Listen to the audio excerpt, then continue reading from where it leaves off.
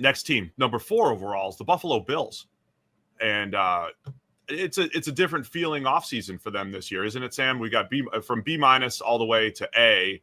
And it's different because last year was their, quote, rebuild year. They got a little bit younger. He had a bunch of veterans walking out the door. And this year it's like they went into the draft. I mean, this is how we judge these. How many needs do you have going into the draft? How many starting spots? Cornerback 2 was the biggest question going into the draft, and they draft Maxwell Hairston and others.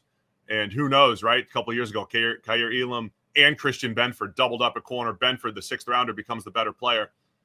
They look deep on both sides of the ball here, Buffalo. No, they do. And I Buffalo, for example, would be one team that I would immediately jump over Denver as having a better offseason overall, like in my opinion.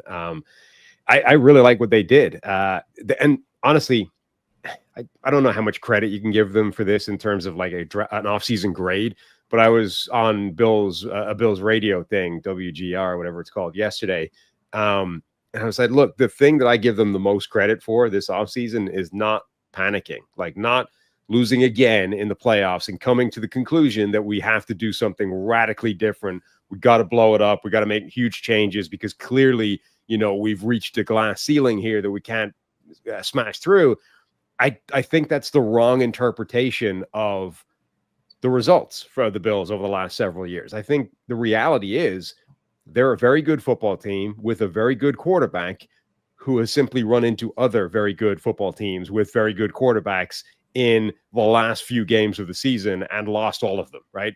And yeah, in an ideal world, you would win half of those games, right? But it doesn't always go that way, and it doesn't take much for a coin flip to come up heads 4 times in a row. And so I give them a ton of credit for not doing anything crazy and saying, no, look, let's just keep knocking on the door. Let's, we're going to lose Mac Hollins. We're going to lose Amari Cooper, Von Miller, guys like that in this offseason. All we got to do is, replace those, restock, ideally upgrade on last year and go again. And that's what they've done, right? They bring in these guys, Joey Bosa, Josh Palmer. They bring in players like that, supplement the guys that left, and they didn't do anything crazy. And then I think they had a nice draft. Yeah, the only thing I think Buffalo did that was somewhat reactionary, and, when the draft, I don't know how much of this is just a draft strategy and how much it falls. The only thing that seems reactionary is just loading up on depth on the defensive line and in the secondary. Loaded up on depth. And I don't even think that's like, oh, in the playoffs, we were banged up. We had injuries against the Chiefs each of the last 2 years when we lost. I don't think it's necessarily that reason. That's just generally good team building anyway. But if there has been an Achilles heel for Buffalo, it hasn't been the offense. It's been the defense.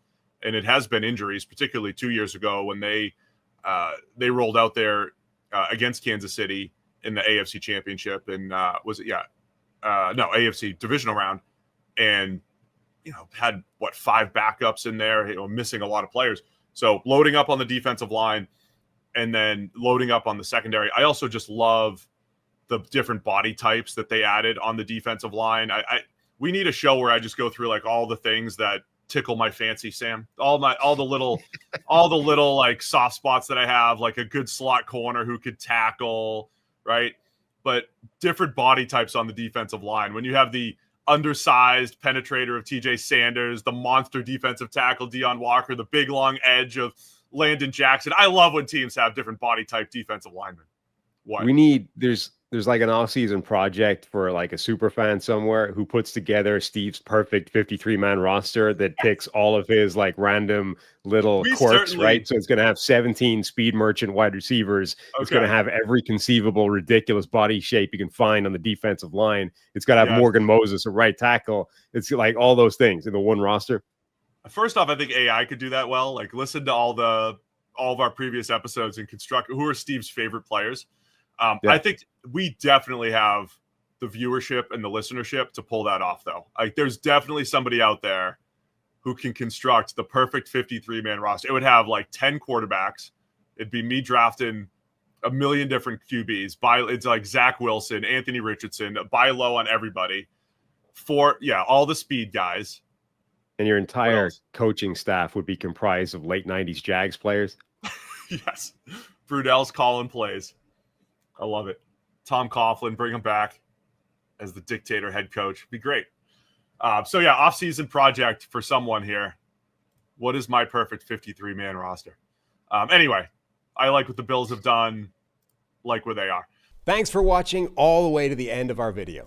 For more great content, click here to subscribe and here to watch another video. We'll see you again soon.